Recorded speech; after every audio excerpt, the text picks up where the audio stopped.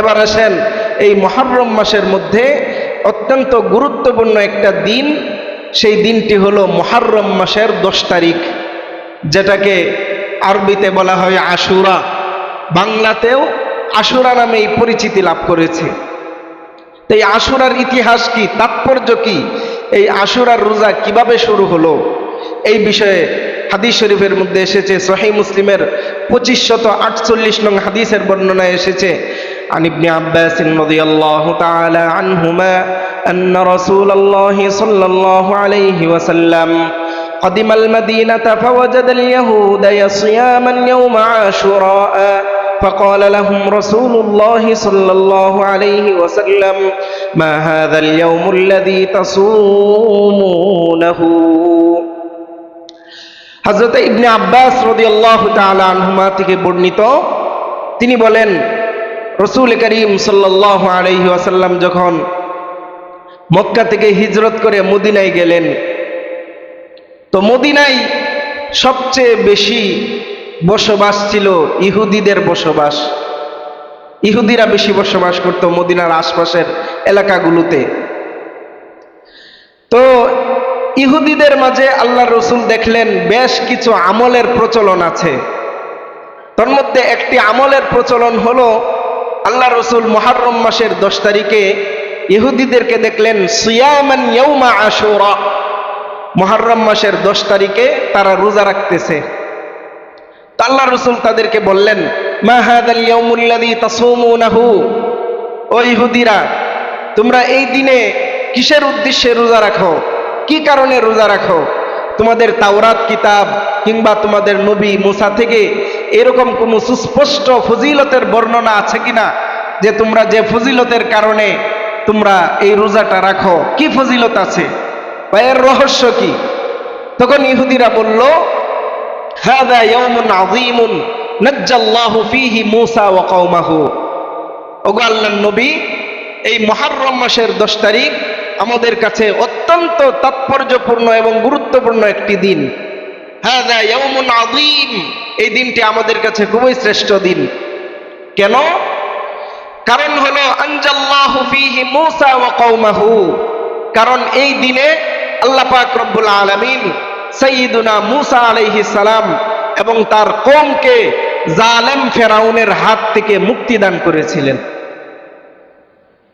যখন জালেম ফেরাউনের হাত থেকে হযরত মূসা আলাইহিস সালাম মুক্তি পেলেন, ওয়াগাররাকা ফিরআউনা ওয়া কওমাহু, এবং ফেরাউন এবং তার বাহিনীকে আল্লাহ পাক রব্বুল আলামিন সমুদ্রের মধ্যে ডুবিয়ে নিমজ্জিত করে ধ্বংস করে দিলেন। যখন মূসা আলাইহিস সালাম দেখলেন ঈমানদারদেরকে আল্লাহ তাআলা রক্ষা করেছেন, আর সেই কুখ্যাত নিকৃষ্ট কাফের খোদা দাবিকারী ফেরাউন এবং তার সম্প্রদায়, তার দলবল, তার বাহিনীকে আল্লাহ তাআলা পানির মধ্যে ডুবিয়ে ধ্বংস করে দিলেন। ফাসামাহু মূসা শুকরান, তখন আল্লাহ তাআলার কৃতজ্ঞতা আদায় করতে গিয়ে এই দিন মুহররমের 10 তারিখে হযরতে মূসা আলাইহিস সালাম শুকরিয়া স্বরূপ আল্লাহ তাআলার কাছে রোজা রেখেছিলেন। ফানাহনু নাসুমুহু, আমরা যেহেতু মূসা নবীর উম্মত, এই জন্য আমরাও মূসা আলাইহিস সালামের অনুসরণ করতে গিয়ে আমরাও এই দিনে রোজা রাখি। তখন আল্লাহ রাসূল ইরশাদ করলেন, ফানাহনু আহাক্কু ওয়া আউলা বিমূসা মিনকুম, তোমরা যদি মূসার অনুসরণ করতে গিয়ে এই দিনে রোজা রাখো, তাহলে তোমাদের চাইতেও আমরা বেশি হকদার এবং বেশি অনুসারী মূসা আলাইহিস সালামের, যে আমরা এই রোজা রাখার বেশি হকদার। কারণ কি?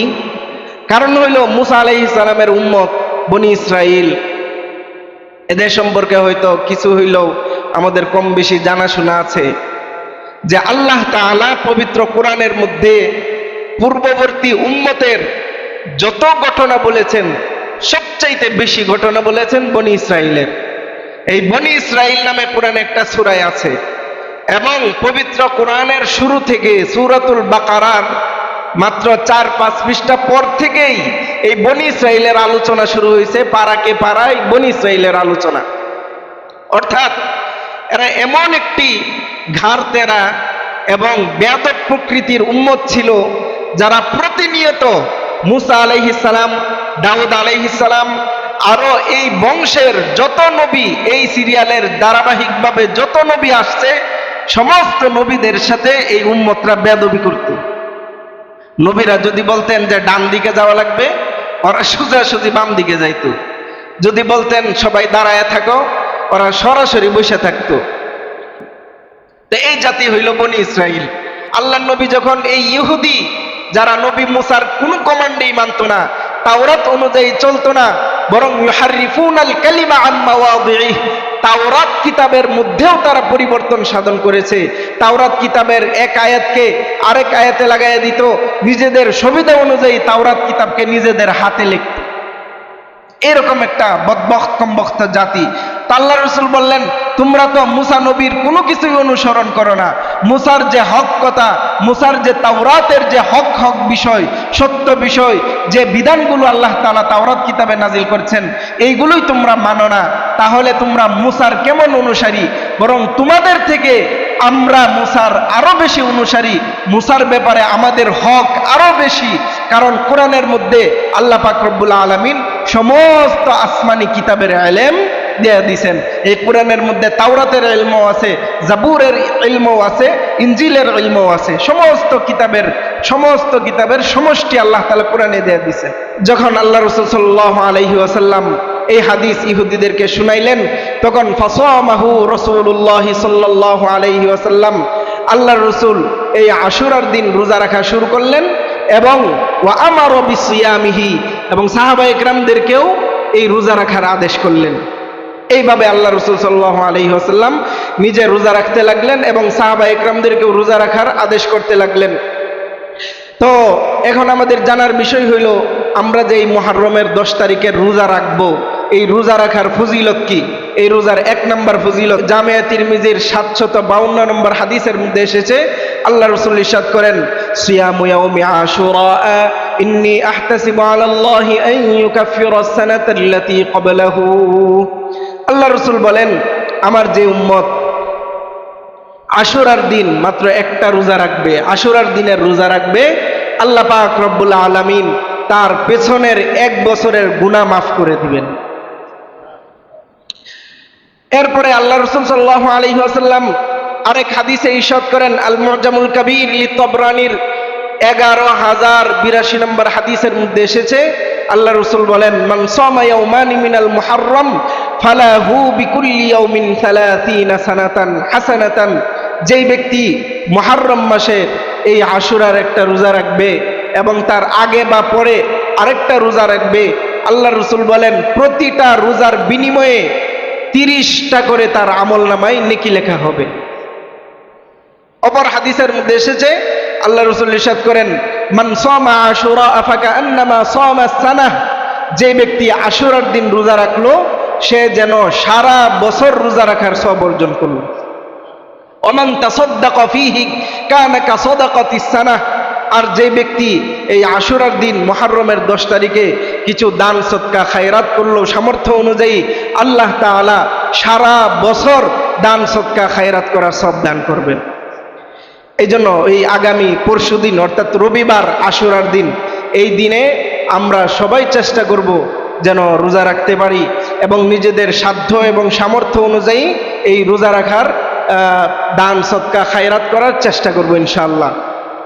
আর এই রোজা রাখার নিয়ম হলো, যখন আল্লাহ রাসূল সাহাবায়ে কেরামকে এই রোজা রাখার আদেশ করলেন, তখন সাহাবায়ে কেরামরা বললেন, ইয়া রাসূলুল্লাহ ইন্নাহু ইয়াউমুন তুআজ্জিমুহুল ইয়াহুদ। এটা তো ইহুদিদের আমলের সাথে মিলে যায়। ইহুদিরা মুহররমের 10 তারিখে রোজা রাখে, আমরাও 10 তারিখে রোজা রাখতেছি, তাহলে আমাদের রোজা তাদের রোজার মধ্যে একটা পার্থক্য হওয়া উচিত। তখন আল্লাহ রাসূল বললেন, ফাইদা কানাল আমুল মুকবিলু সুমনাল ইয়াউমাত তাসিআ ইনশাআল্লাহ। আল্লাহ রাসূল বলেন, আগামী বছর যদি আল্লাহ তাআলা আমাকে জীবিত রাখেন, আমি যদি জীবিত থাকি, তাহলে এই আশুরার রোজার আগের দিন মুহররমের 9 তারিখেও ইনশাআল্লাহ আল্লাহ চাইলে আমি রোজা রাখবো। কিন্তু আফসোসের বিষয়, ফালাম ইয়াতিল আমুল মুকবিলু হাত্তা তুফিয়া রাসূলুল্লাহ সাল্লাল্লাহু আলাইহি ওয়াসাল্লাম। আগামী বছর ওই মুহররম আসার আগেই রবিউল আউয়াল মাসের 12 তারিখ আল্লাহ রাসূল ইন্তেকাল করেছেন। অর্থাৎ ওই বছরটা তিনি পান নাই। তা আল্লাহর রাসূল ওই একদিন আগে বা পরে রোজা রাখতে না পারলেও তিনি যেহেতু আশাবাদী ব্যক্ত করেছিলেন, আশাবাদী ছিলেন যে 9 তারিখে রোজা রাখবেন, এই জন্য মুহাদ্দিসিনে কেরাম বলেন যে 9 তারিখ কিংবা 10 তারিখের সাথে 11 তারিখের রোজা রেখে 2 দিন রোজা রাখা উত্তম। আশুরার দিন রোজা রাখলে চলবে, কিন্তু আগে বা পরে আরেকটা দিন মিলাইয়া রোজা রাখা। এজন্য আমাদের উচিত হবে আগামীকালকে শনিবারে অর্থাৎ আজকে রাতে আমরা সেহরি খেয়ে আগামীকালের রোজা রাখবো, এবং পরের দিনও অর্থাৎ রবিবার হলো মূল রোজার আগের দিন শনিবারেও আমরা একটা রোজা রাখতে পারি, অথবা পরের দিন অর্থাৎ সোমবার আমরা আরেকটা রোজা রাখবো। অর্থাৎ যে কোনো 2 দিন রোজা রাখবো, হয়তো শনি রবি, না হয় রবি সোম, এই 2 দিন রোজা রাখার চেষ্টা করব। এবং আশুরার দিন সেহরির সময়ে কিংবা ইফতারের সময়ে আমরা একটু অন্যান্য দিনের তুলনায় একটু ভালো খাবারের ইন্তজাম করব।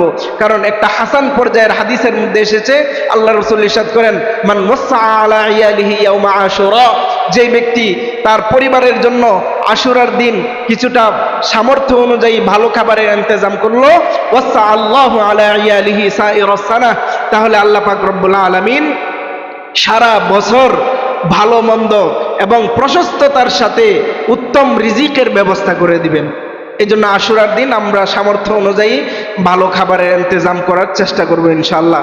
এছাড়াও এই পুরা মুহররম মাস রোজা রাখার মাস, পুরা মুহররম মাস আল্লাহ তাআলার ইবাদতে মনোনিবেশ করার মাস এবং গুনাহ থেকে বর্জন করার মাস। গুনাহগুলো যেন কোনোভাবেই আমাদের আমল নামাকে কালিমা যুক্ত করতে না পারে, এটার চেষ্টা করা। আল্লাহ পাক রব্বুল আলামিন আমাদেরকে আশুরা সহ পুরা মুহররম মাসের পবিত্রতা রক্ষা করে চলার তৌফিক দান করুন, রোজাগুলো যথাযথভাবে রাখার চেষ্টা করার তৌফিক দান করুন, এবং যত মুহররম কেন্দ্রিক যত বেদাআত আছে, খুরাফাত আছে, শিয়াদের কর্তৃক প্রচলিত এই সমস্ত বেদাআত থেকে আমাদেরকে হেফাজত করুন। আমিন। ওয়া আখিরু দাওয়ানা আনিল হামদুলিল্লাহি রাব্বিল আলামিন। যারা সুন্নাত আদায় করে নেয় আদায় করেন।